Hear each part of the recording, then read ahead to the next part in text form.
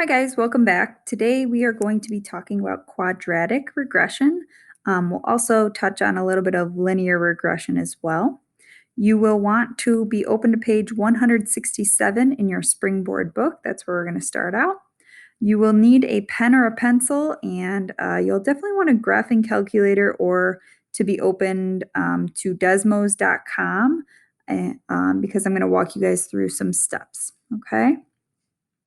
So if we get started here, our learning targets say that we are going to find a quadratic model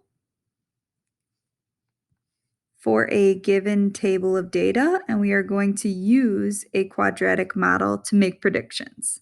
Okay, so we know how to write quadratic functions or equations when we are given solutions, but now we're going to learn how to do that using technology when we're given a data table like so. Okay, so it says here a model rocketry club placed an altimeter on one of its rockets, which an altimeter just measures the altitude or the height of an object above the ground. The table shows the data the club members collected from the altimeter before it stopped transmitting a little over 9 seconds after launch. Okay, so you look at this table and you have time in seconds since it launched, so 0 through 9. And then you have the height in meters. So obviously 0 seconds, it hasn't launched, the height is 0. But then they have each of the other heights listed. So 1 second, it was at 54 meters, 2 seconds, 179 meters, and so on and so forth. So first, what I want you to do in number 1 here, it says to predict the height of the rocket 12 seconds after launch, explain how you made your prediction. So go ahead, pause right now and think about what your prediction might be for 12 seconds after the launch. Okay. Then it says to go ahead and make a scatter plot of the data on the coordinate grid below. So you guys could go ahead again and pause and plot each of those points just as like ordered pairs, 0, 0, 154, and so on and so forth. But we're going to go ahead and I'm going to show you how to do this using technology. Okay. So what you could do here is this is the steps for a quadratic regression. So you guys could do this in your calculator or you could do this on Desmos. So really quickly, what I'm going to show you guys is Desmos. And I will show you how to do this in your calculator as well in class. But if you take a look here, all I've done is I went to this plus sign, I typed in a table, and then I went ahead and typed in 0, 0, 154, 2, 179, and I typed in that model rocket test table exactly as is, and you can kind of see what it looks like here. Okay. Now, if you go back to our notes, it says for number 3 to enter the rocket data into a graphing calculator, enter the time data as the list 1 or L1, and enter the height data as list 2 or L2. Then use the calculator to perform a linear regression on the data. Write the equation of the linear model that results from the regression, round coefficients and constants to the nearest tenth. Okay. So again, I will show you guys how to do this in your graphing calculator in case you prefer to use this, but these are the main steps, okay? So you're going to go to Stat and then Edit on your calculator, and you're going to enter the X values into L1 and the Y values into L2. Then you'll go back to the button, the Stat button, go over to Calc, press 5 if you want a quadratic regression, and press 4 if you want a linear regression. Okay, and we'll talk about how to know which one you'll want. And then number 3 says press enter until you get the values for A, B, and C if it's a quadratic regression, or just A and B if it's a linear regression. And then obviously also for a quadratic regression, you're going to write it in this form. Okay. Then let's take a look at the Desmos steps because that's what we're going to be using right now for this video. So it says go to desmos.com and click on the graphing calculator. Click on the plus sign and choose table. So I already showed you guys that, and enter in the data. So steps 1 through 3 I've already done. But then it says to enter in y1 and then a little tilde and then ax1 squared plus bx1 plus c. So this is a super important notation that you're going to want to write down. Okay. And it says you should get a, b, and c values below, and then you would write it in standard form. Okay.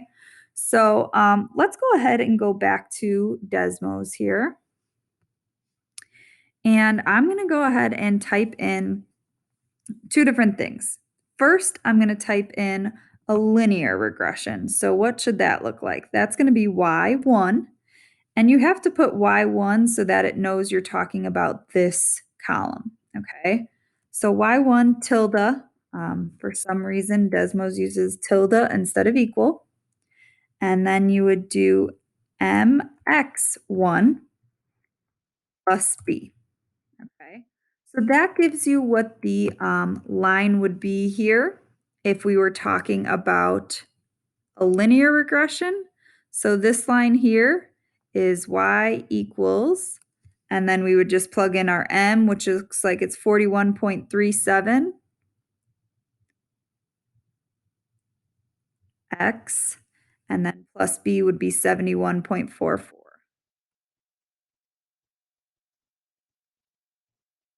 Okay, so that would be your y equals mx plus b, your linear regression.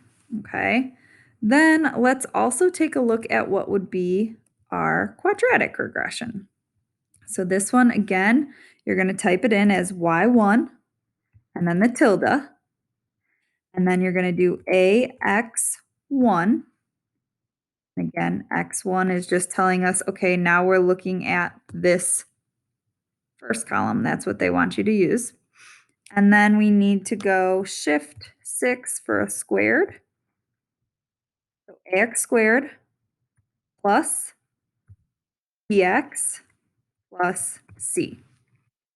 So now I've typed that in, and as you can see, I get this U shape, okay, which is going to be our parabola, and that is our quadratic regression. Okay, so now we would be able to, let's go ahead and change colors here. We would be able to write our quadratic regression as y equals, and our a value is negative 6.94 x squared plus our b value is 103.82,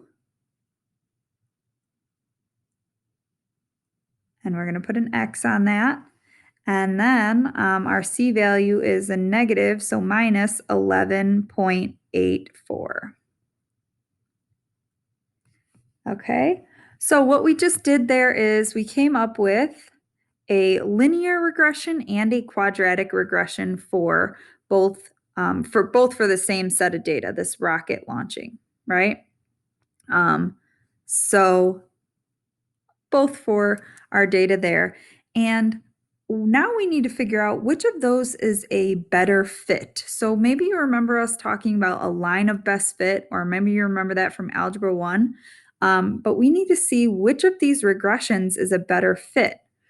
And so, as you know, linear means a line. So anytime we see this kind of curve in our data, like we did here with these points, that means that your quadratic regression is going to be a better fit.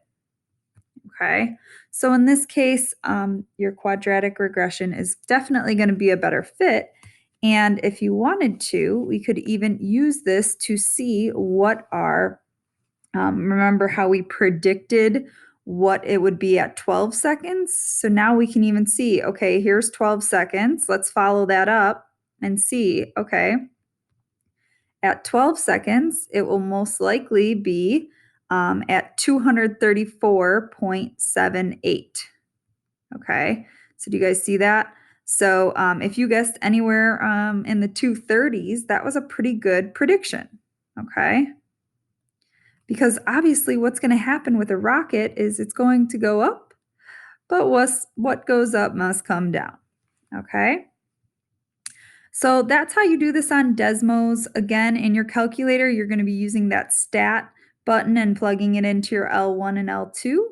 Um, but let's go ahead back to the lesson now. Okay, so again, I will screenshot these and put them in Google Classroom for you so you can refer back to them. But really, you can use either technology that you prefer. Okay. All right, so then this was all talking about the linear model, and it says, um, just talking about, do you think the linear model is a good model for the rocket data? And no, because like we said, what goes up must come down, so it's going to be more of a quadratic regression. So it says here, a linear regression is the process of finding a linear function that best fits a set of data. A quadratic regression is the process of finding a quadratic function that best fits a set of data. The steps for performing a quadratic regression on a graphing calculator are similar to those of a linear regression. So these steps are also in your book on page 169. So if you ever need to refer to them, they are here as well. Okay. All right. So then finally, 8 says to graph the quadratic model from item 7. So what we just came up with, but we saw that on Desmos. All righty.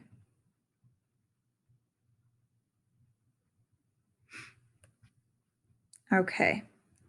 So then it says here for number 11, use the quadratic model to predict when the rocket will hit the ground. Explain how you determine your answer. So not only can we use quadratic regressions, as we said, but we can use them to help us predict. So if we went ahead and looked now, when will it hit the ground? Well, we have it going up, up, up, and then back down. And it looks like a good prediction would probably be in about 14.84 seconds or 15 seconds if you wanted to round up here. But that's the nice part about using technology is now you can see exactly where that would start and end using the regression model. Okay. Oops. All right. So that's pretty much it for regression. Again, in these tables here, we'll do some of these examples in class, but really what you're doing is trying to determine whether something would be a linear model or a quadratic model. And remember from our linear functions, we know that those y values should continue to increase or decrease by a certain amount, a constant rate of change, a slope.